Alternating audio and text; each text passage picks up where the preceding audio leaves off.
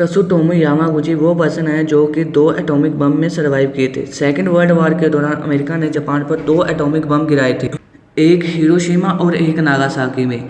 जब अमेरिका ने हिरोशिमा पर अपना पहला बम गिराया था तब त्सुटोमू यामागुची अपनी कंपनी की तरफ से हिरोशिमा गए हुए थे। 6 अगस्त 1945 को जब उनका आखिरी डे था ट्रिप का, तभी अमेरिका ने हिरोशिमा में अपना पहला बम फेंका और जहां यह बम फेंका था वहां से त्सुटोमू यामागुची सिर्फ 2 मील की दूरी पर थे और उन्होंने देखा कि एक बम गिर रहा है, तो उन्होंने पास ही में एक नदी बह रही थी, वहीं पर जाकर उन्होंने छलांग मार दी और वहां से सरवाइव कर लिया था। हिरोशिमा के अटैक के बाद वो अपने घर नागासाकी वापस चले गए और वहां पर जाकर उन्होंने अपना चेकअप करवाया। जब वो अपना चेकअप करवा रहे थे तभी एक और अमेरिकी फाइटर जेट नागासाकी के ऊपर से गुजरा और तभी वहां पर एक और ब्लास्ट हुआ। 7 अगस्त 1945 के दिन अमेरिका ने अपना दूसरा एटॉमिक बम नागासाकी में फेंका। उस वक्त त्सुटोमू यामागुची हॉस्पिटल में अपना ट्रीटमेंट करवा रहे थे।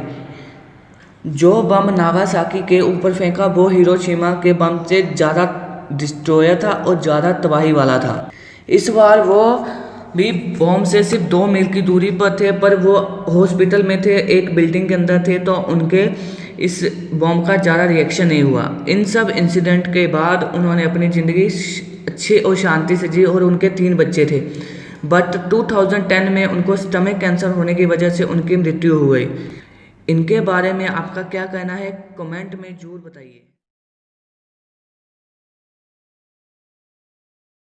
बिल मॉर्गन ऑस्ट्रेलिया के रहने वाले हैं और एक ट्रक ड्राइवर थे।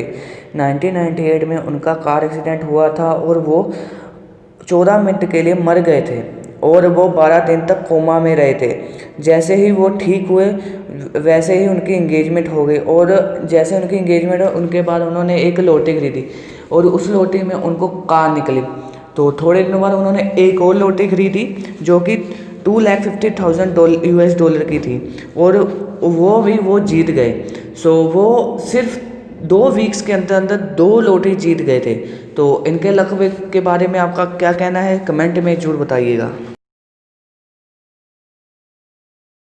एंड्रस हेस्टम को हम लकीस्ट पर्सन भी कह सकते हैं क्योंकि ये एक ऐसे पर्सन है जिन्होंने एक मेट्रॉइड की हवा में पिक्चर निकाली, बल्कि वो बहुत लकी भी रहे क्योंकि वो मेट्रो उनसे जस्ट इंचेस पास से ही निकला था। एंड्रस हेस्टम 2012 में अपने दोस्तों के साथ स्काई डाइविंग करने गए थे।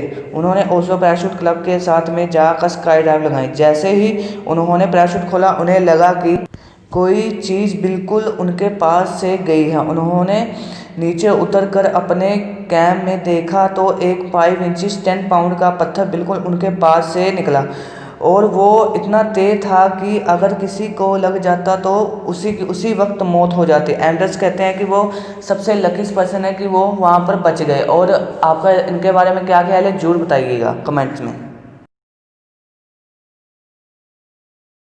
वर्जीनिया फाइक वो लेडी हैं जिन्होंने एक ही दिन में 2 लॉटरी जीती थी। वर्जीनिया एक लॉटरी शो में गई। उन्होंने 2 लॉटरी टिकट खरीदनी चाहती थी, एक पावरबॉल की और एक मेगा 1 मिलियन लॉटरी खरीदना चाहती थी और उन्होंने खरीदने से पहले उनका नंबर सेम रखवाया, दोनों का नंबर सेम रखवाया और उन्होंने ये नंबर अपने पेरेंट्स की एनिवर्सरी एंड उनकी एज और उनके मैरिड टाइम के हिसाब से चूज़ किया था। जब उन्होंने टिकट खरीदी तो उन्होंने गलती से दोनों ही पावरबॉल की टिकट खरीदी और जब रिज़ल्ट आया तो जो उनके पास लॉटरी थी वो जीत गए थे और उस लॉटरी का प्राइस $1 मिलियन था। But same lottery and same number होने से उन्हें $2 मिलियन का प्राइज़ मिला। सो आपका इनके बारे में क्या ख्याल है, कमेंट में ज़रूर बताइएगा। कहते हैं कि लाइनें एक बार किसी पर गिरती है तो वो दोबारा कभी उस पर नहीं गिरती है, पर साउथ कैरोलिना के मेलविन रॉबर्ट्स का कहना कुछ और है। उन्होंने कहा है उन पर पिछली 1-2 बार नहीं बल्कि 12 बार गिरी है। 2011 में 6 टाइम लाइटनिंग स्ट्राइक्स उन पे हुई हैं, 2015 में 5 टाइम और एक टाइम उनको 2016 में 1 टाइम लाइटनिंग स्ट्राइक हुई है।